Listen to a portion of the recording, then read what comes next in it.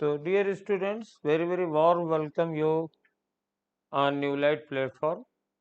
तो अपने numerical hacks वाले सेशन में पिछले टर्न पर हमने आपको स्लोप के बारे में बताया था कि किसी ग्राफ का स्लोप क्या रिप्रेजेंट करता है, उसको कैसे पहचानते हैं। और ये ग्राफ का नेक्स्ट स्टेज है। ग्राफ का एरिया भी काफ़ी इम्पोर्टेंट है, बहुत सारी चीज़ों को रिप्रेजेंट करता है। जैसे मान लीजिए कि मेरे पास ये y है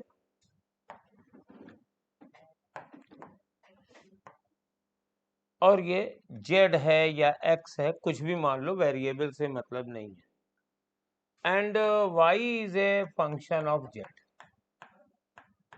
फंक्शन ऑफ z आप लोग जानते होंगे, मतलब y z का एक एक्सप्रेशन है। ये एक्सप्रेशन कुछ भी हो सकता है, z स्क्वायर हो सकता है, z क्यूब हो सकता है, z-1 हो सकता है। तो जैसे मान लीजिए ये z1 है और ये z2 है, तो ये जो एरिया मैंने शो कर रखा है रेड कलर से, ये एरिया शो करता है। पहली बात तो एरिया होता कितना है, y dz, z1 से z2। ये एरिया निकालने का तरीका है। आप अगर ज्योमेट्री लग जाए, अभी हम लोग देखेंगे, तो ज्योमेट्री से ये निकाल लीजिए, और ज्योमेट्री नहीं है तो इक्वेशन से कर लीजिए। तो हमारी मेन समस्या क्या है ना, कि हम पहचाने कैसे कि ये जो एरिया है ये किस क्वांटिटी को बता रहा है। जरूरी नहीं हमेशा बताए, लेकिन जिस क्वांटिटी को बताता है तो उसको आप क्या करो, इन दोनों को नॉर्मली मल्टीप्लाई कर दो, या जो चीज वाई जेड हो डीजेड होती है उसको डायमेंशन से भी चेक कर सकते हो। तो एरिया उस टर्म को बताता है जो नॉर्मली y इंटू जेड को मल्टीप्लाई करने पर मिलता है, या जो y dz को इंटीग्रेट करने पर मिलता है। अब आपको तो कुछ समझ में नहीं आया? नहीं समझ में आएगा, देखिए अभी आपको एग्जाम्पल से बताते हैं। मान लीजिए मैंने ये ग्राफ लिया वेलोसिटी और टाइम के बीच में, ये ग्राफ आ गया। अब इसका स्लोप तो मैंने बताया था, एक्सेलेरेशन बताएगा, जो चीज dv बाई dt होगी। एरिया क्या होगा, जो इंटीग्रल v dt होगा। और आपको मालूम है ना कि dx by dt is equal to v होता है। तो v dt बेटा क्या होगा, v dt बराबर dx होगा। यानी ये इसका एरिया, पार्टिकल चल रहा है, मान लीजिए ये t1 से t2 तक जा रहा है, तो ये जो एरिया होगा, ये एरिया t1 से t2 के बीच में integral dx, t1 to t2 के बीच में डिस्प्लेसमेंट बताएगा, s का मतलब डिस्प्लेसमेंट। और वैसे भी अगर इंटीग्रल फॉर्म में न जाना चाहो तो सबसे सिंपल तरीका है, क्या तरीका है, वेलोसिटी को टाइम से मल्टीप्लाई हो तो क्या मिलता है, डिस्प्लेसमेंट। तो वेलोसिटी इंटू टाइम, वेलोसिटी और टाइम ग्राफ का एरिया तुम्हें डिस्प्लेसमेंट बताएगा। अब जैसे मान लो इसको नंबर में ले लें, यहाँ लिखा है मेरे पास 3, यहाँ लिखा है 4, ये लिखा है 5 और ये लिखा है 6। तो ये एरिया कितना है, तो यहाँ इंटीग्रेट करने की जरूरत नहीं है। देखो एक ट्रिपीजियम है, और ट्रिपीजियम के एरिया का फॉर्मूला लगा दो। ट्रिपीजियम का एरिया क्या होता है, एरिया ऑफ ट्रेपीजियम,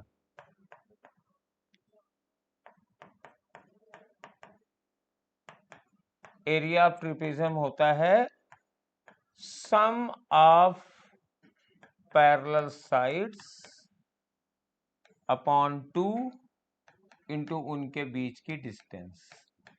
तो पैरेलल साइड्स कौन सी है, एक ये है, ये दूसरा कलर ले लेते हैं जिससे कि साफ साफ दिखे, ये है।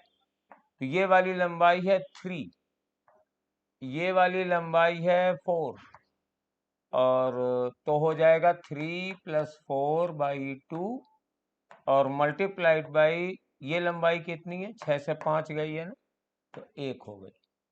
तो ये आंसर आ गया 7/2 यानी 3.5 मीटर।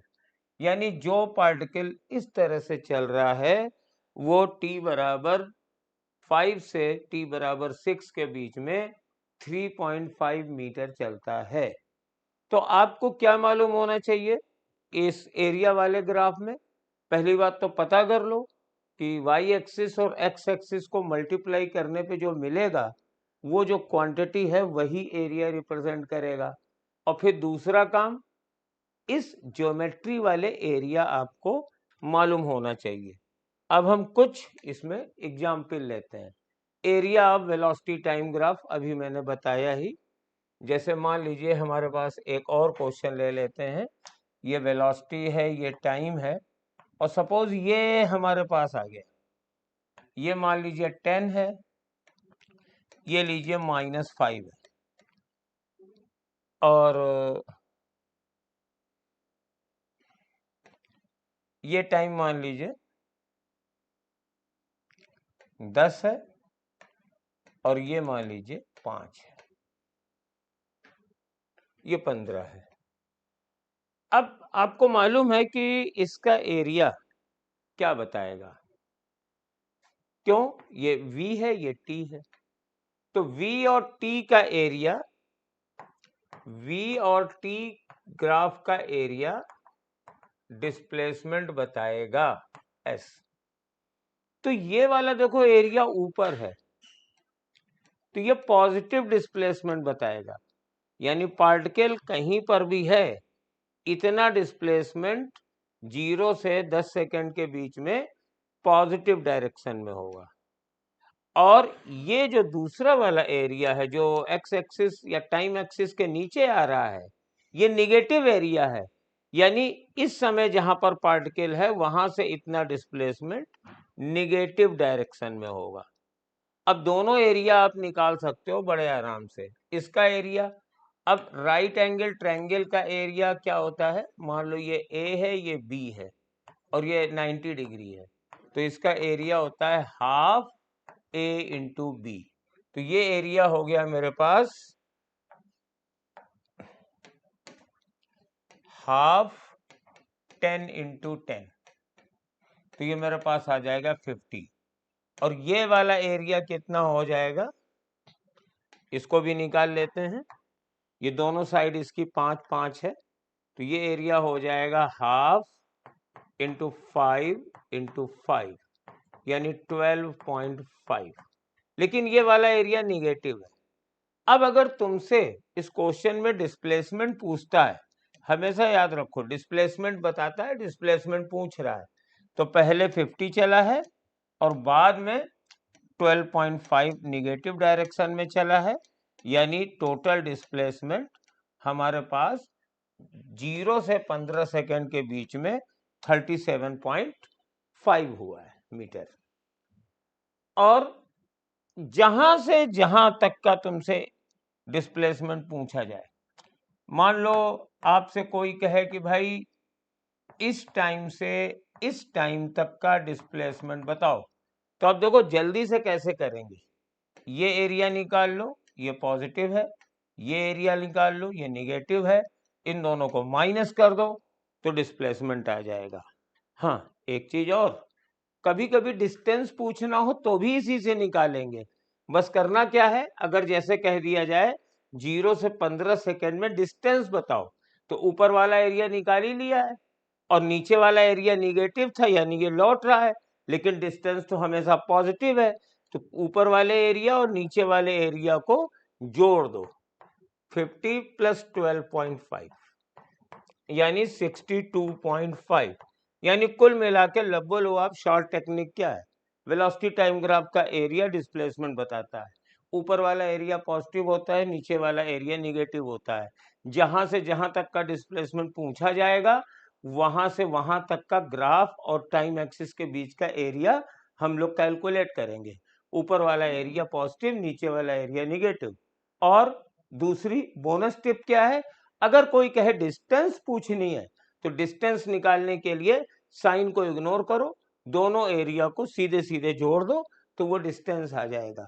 वन थिंग मोर, अगर डिस्प्लेसमेंट निकल आया है तो टोटल टाइम से भाग दे दो तो एवरेज वेलोसिटी आ जाएगी, और अगर डिस्टेंस आ गई है तो टोटल टाइम से भाग दे दो तो एवरेज स्पीड आ जाएगी। तो ये वेलोसिटी टाइम ग्राफ एरिया में इतना आपको मालूम होना चाहिए। अब देखिए area of acceleration time graph. अब मान लीजिए यहां पर एक्सेलरेशन और टाइम प्लॉट है, इधर एक्सेलरेशन है और इधर टाइम है, तो ये क्या बताएगा, तो मैंने बताया था a बराबर dv बाई dt, तो a dt क्या होगा, dv होगा, यानी ये चेंज इन वेलोसिटी बताता है।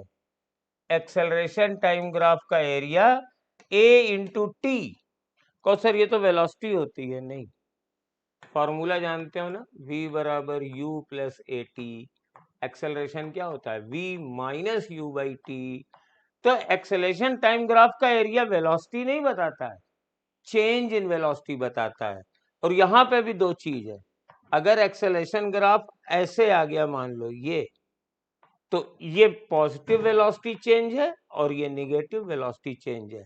जैसे मान लो ये 80 ग्राफ है और यहाँ पे पार्टिकल की वेलोसिटी 10 दे दी, ये 2 सेकेंड है, ये 5 सेकेंड है, ये 8 सेकेंड है, तो ये वाला एरिया निकाल लो, ये 10 में जोड़ दो, ये वाला एरिया निकाल लो, ये घटा दो, क्योंकि ये नीचे है ना, इतनी वेलोसिटी ऊपर वाले एरिया के बराबर वेलोसिटी बढ़ी है 2 से 5 के बीच में, और नीचे वाले एरिया के बराबर फिर वेलोसिटी जितनी भी थी उसमें से ये वाले एरिया के बराबर वेलोसिटी घटी है।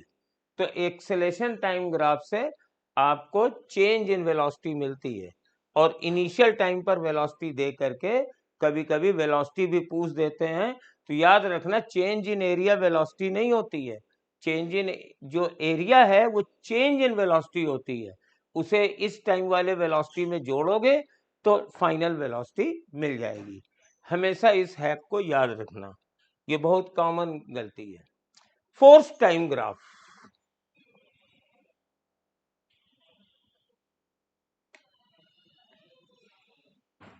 Find the area of displacement time graph, acceleration displacement graph. ये बहुत अच्छा क्वेश्चन है और आई वुड लाइक कि आपको काफी बता दिया है। आप ऐसा करो कि वीडियो को पॉज कर लो एंड ट्राई योरसेल्फ, और फिर अभी मैं करता हूं, उसके बाद मिलाओ कि आंसर क्या है। मैं तो डायरेक्ट कर रहा हूं, मैं नहीं रुक रहा हूं, तुम्हें पॉज करके इसको सॉल्व करना है।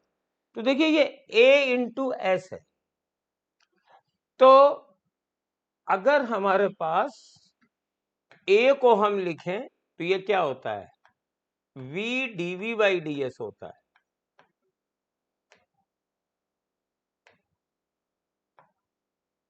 v dv बाई ds होता है, तो a ds क्या होगा, ये v dv हो जाएगी। अब a ds को इंटीग्रेट करना है तो v dv क्या होगा, v square by 2, of course constant को इग्नोर कर देते हैं पता करते समय। तो ये जो हमने ग्राफ खींचा ये मेरे पास v स्क्वायर बाई 2 है, और v स्क्वायर बाई 2 को हम क्या कह सकते हैं, याद रखो half mv square upon m, भाई मैंने m से ऊपर नीचे गुणा कर दिया, तो ये है delta k, change in kinetic energy, और ये है मास से डिवाइड करना, यानी इसको हम बोल सकते हैं एएस ग्राफ का area change in kinetic energy per unit mass बताता है। और यहां पे भी वही लोचा है, अगर ये एरिया नीचे बन रहा है तो काइनेटिक एनर्जी उतनी डिक्रीज करती है, और अगर ऊपर बन रहा है तो काइनेटिक एनर्जी उतनी ही इंक्रीज करती है। तो ये change in kinetic energy per unit mass है। और अगर इसमें वर्क एनर्जी थ्योरम लगा दो तो चेंज इन काइनेटिक एनर्जी क्या होता है, वर्क डन होता है। तो ये work done per unit mass है। तो ये एरिया और एक्सेलेरेशन डिस्प्लेसमेंट का ग्राफ बनाता है। अब area of force time graph, तो F इंटू टी, तो F इंटू टी अब तो खाली बता दें, इसको भी पास कर लो और पहले बताओ Ft का ग्राफ क्या बताएगा। तो देखो F बराबर होता है dP अपॉन dt। तो F को T से मल्टीप्लाई करो तो क्या मिलता है, एक तो चेंज इन मोमेंटम या इम्पल्स। तो फोर्स और टाइम का ग्राफ का एरिया या तो चेंज इन मोमेंटम बताएगा या इम्पल्स बताएगा। तो मैंने 5 एग्जाम्पल लेके किए। अब देखो एक और बहुत अच्छा एग्जाम्पल है, इलेक्ट्रिक फील्ड पोजीशन ग्राफ। मान लो किसी रीजन में E और X के बीच का ग्राफ प्लॉट किया है। अब तुम बता सकते हो बड़ी आसानी से, हमारे पास फॉर्मूला देखो, dV बाई dx बराबर क्या होता है, माइनस ई होता है। तो dV बराबर होता है माइनस ई dx। तो हमारे पास Ex का ग्राफ जो होगा वो चेंज इन पोटेंशियल बताता है।